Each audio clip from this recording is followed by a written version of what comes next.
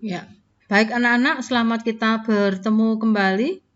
Kalau di video-video sebelumnya, Bu Reni sudah mengajak kalian mempelajari mengenai pengertian kelompok sosial, syarat terbentuknya, kemudian solidaritas mekanik, organik, Gemeinschaft, Gesellschaft.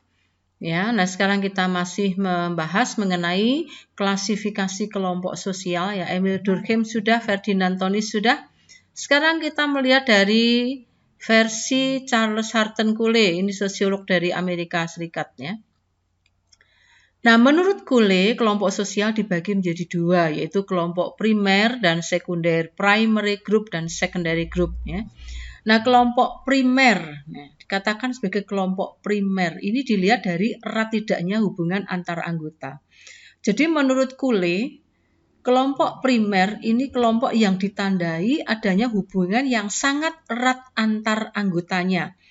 Mereka sangat mengenal anggota satu dengan yang lain.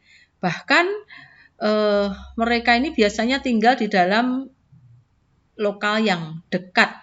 Makanya sering disebut dengan face-to-face group karena sering bertatap muka. Dan hubungan sosial di antara mereka itu cenderung tidak didasarkan pada pamrih dan cenderung irasional. Jadi jarang menggunakan akal sehat. Jadi mereka hanya lebih mengutamakan pada perasaan dekat antara anggota satu dengan yang lain. Nah, contoh yang jelas dari primary group ini adalah keluarga. Mengapa demikian? Karena keluarga itu merupakan pihak pertama yang mempunyai peranan penting bagi perkembangan dasar sosial anak. Ya, kenapa? Karena keluargalah yang paling sering melakukan interaksi dengan anak tersebut. Ya. Nah, contoh yang lain dari kelompok primer misalnya teman sebaya. Ya. Nah, di dalam teman sebaya ini mereka juga cenderung mempunyai perasaan yang kuat, cenderung curhat dengan teman sebaya, cenderung juga face-to-face group. Contoh yang lainnya yaitu di dalam kerabat, beda dengan keluarga ya. Kalau kerabat itu gabungan dari beberapa keluarga yang masih seketurunan. Nah, kemudian yang kedua yaitu secondary group. Kalau kelompok primer itu ditandai dengan hubungan yang sangat akrab, nah kalau kelompok sekunder itu tidak. Kelompok ini justru formal, tidak ada hubungan yang bersifat pribadi. Segala hal yang mengkaitkan antara anggota satu dengan yang lain ini adalah hal-hal yang sudah disepakati. Kesepakatannya mengenai bisnis ya sudah yang dibicarakan hanya bisnis tok, nggak ada yang lain gitu ya. Dan ciri utama di dalam kelompok sekunder yaitu kelembagaan. Jadi kelompok ini kelompok yang resmi, kelompok yang melembaga, untuk mendirikannya saja mungkin dengan perizinan hukum ya. Nah, apa contoh di dalam kelompok ini? Misalnya Ikatan Pengusaha Muda Indonesia, Ikatan Dokter Indonesia, dan sebagainya. Nah, karena mereka itu sifatnya formal sehingga hubungannya ya dangkal ya, pengenalan anggota satu dengan yang lain itu bersifat impersonal. Jadi hanya mengenal luarnya saja. Itu menurut Charles Hutton Cooley, kelompok primer dan sekunder. Nah, contoh kelompok sekunder ya tadi Bu Reni sudah menyebutkan ya. Nah, kalau contoh dalam kehidupan sehari-hari apa di sekolah. Nah, sekolah ini termasuk kelompok sekunder. Karena apa? Kita berkumpul atas dasar kepentingan, yaitu tujuan yang sama. Nanti setelah lulus, ya mungkin nggak ketemu lagi, bahkan sudah lupa atau tidak kenal ya.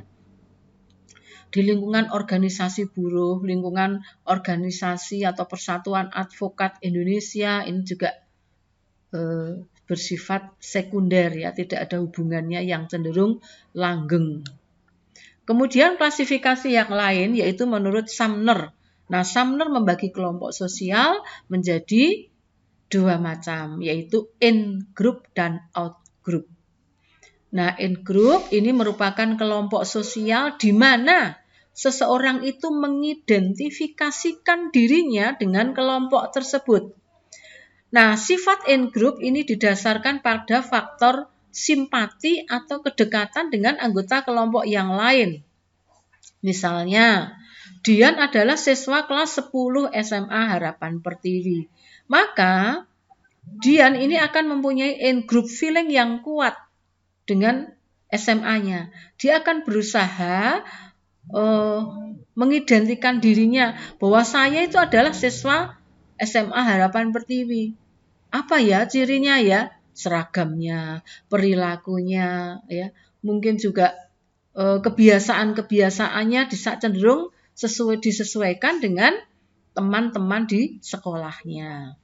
Yang kedua, ini adalah outgroup.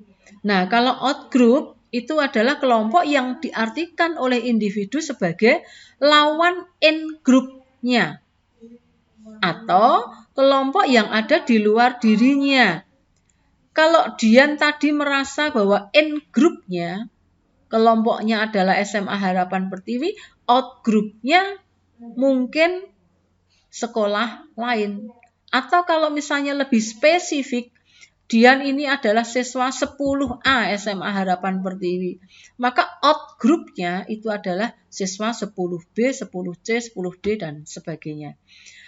Yang jelas di sini kalian harus tahu perbedaannya. Di dalam in-group itu ada in-group feeling yang sangat kuat. Perasaan yang mendalam terhadap kelompoknya. Jadi dilihat dari sudut kelompok kami atau in-group, kelompok mereka ini diposisikan sebagai pesaing, rival, bahkan kadang-kadang musuh. Wah, itu kelompok itu seenaknya sendiri, nggak seperti kita. Mereka nggak disiplin, kok kita kan disiplin sekali. Nah, gitu. Ya. Jadi pandangan antara in-group terhadap out-group itu cenderung diwarnai dengan antipati atau antagonis terhadap kelompok out-group. Oke anak-anak, semoga yang disampaikan Bu Reni melalui video pembelajaran ini bisa dipahami. Tetap semangat belajar.